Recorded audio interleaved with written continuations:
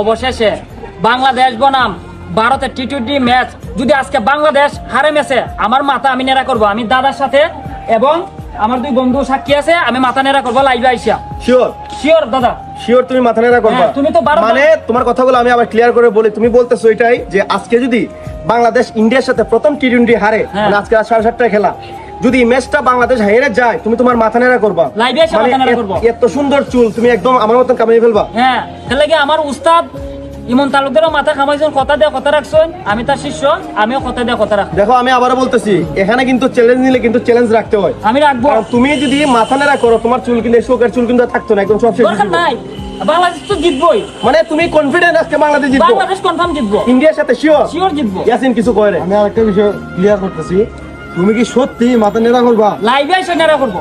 আচ্ছা ঠিক আছে, এখানে আমরা আছি এবং পাশে আর অনেক মানুষ আছে, সবার সামনে সে বলতেছে যে আজকে লাইভে এসে সে মাথা নেড়া করবে যদি ইন্ডিয়ার কাছে যদি বাংলাদেশ হারে যায়। আচ্ছা এখন একটা কথা হইছে, তুমি কোন কনফিডেন্টে বলতেছো বাংলাদেশকে জিতবে? আসলে এই ভারতের যে আগে টিমটা ছিল, বিরাট কোহলি নাই আজকে টি-20, রোহিত শর্মাও নাই, রোহিত শর্মাও নাই, জাদেজা থেকে ধরে অভিজ্ঞ আশ্বিন কেউ কেউ নাই। নাই। তারপরে কি তুমি কনফিডেন্ট যে হ্যাঁ। এই টিমকে বাংলাদেশ হারিয়ে দিবে? হারিয়ে দিবে এখানে বাংলাদেশ কনফার্ম 100%। তুমি কি জানো যে প্লেয়ার গুলা মানে ইন্ডিয়ার খেলতেছে, রিয়ান পরাগ পুরা সম্পূর্ণ মনে করো আইপিএল এর একদম রেকর্ড প্রাপ্ত প্লেয়ার। তারপরে তোমার জয়সওয়াল আছে, অনেক ভালো প্লেয়ার। তারপরে আপনার তোমার শর্মা আছে, অভিষেক শর্মা আছে। তুমি তো জানোই অভিষেক শর্মা কি করছিল, ট্রাভিস মিলে কি পাগলা পিটানি দিছিল। টি-20 নাম্বার পয়েন্ট আছে, হার্দিক পান্ডিয়া আছে।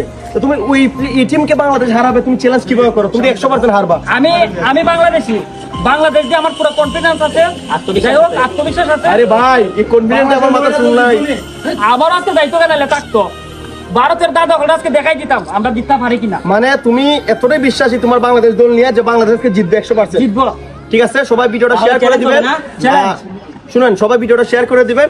সম্পূর্ণ ইন্ডিয়াতে যারা বাংলা ভাষায় কথা বলে, যারা আমার ভিডিও ফলো করে, সবাই এটা শেয়ার করে দিবেন। আমি কিন্তু নিজে লাইভ করবো আমার পেজ থেকে, লাইভ করে আমি ওর মাথা নেড়া করবো। আমি নিজে সেলুনের ওই যে আমার তো এক্সপার্ট একটা লুক আছে মাথা খামা, এটা তো জানেনি, তো ওরে নিয়ে আসবো, আইসে ওর মাথা একদম শেষ করে দেবো, একদম বেল করে দেবো বেল। তুমি যে অগ্রিম কথা বলতেছো, তুমি কি জানো বাংলাদেশ ভাগো না জিতবে? তারপরে ভাই বাংলাদেশে নিয়ে আমি, আরে ভাই বাংলাদেশের পক্ষে আমি যতবার বাজি ধরছি, আমি জুতার বাড়ি খাইছি, আমার চ্যালেঞ্জ সব আসছি। ও তুমি তো গত 3 দিন আগে দেখলাম 3 বালতি না 4 বালতি দুধ, 4 বালতি দুধ দিয়ে গোসল করছে, আমার 10,000 টাকা গেছে। এটা তো সমালোচনা করে, এটা বলে ভারতের যে মতাবিদ হয়ে সমালোচনা করে, এটা বলে রং দিয়ে তুমি গোসল না, ওটা তো ওরা আমার নিয়ে কথা বললে, ওদের ভিডিও ভাইরাল হয়, ওরা টাকা ইনকাম করে, এটা বলতে পারে। কিন্তু তুমি কি শিওর?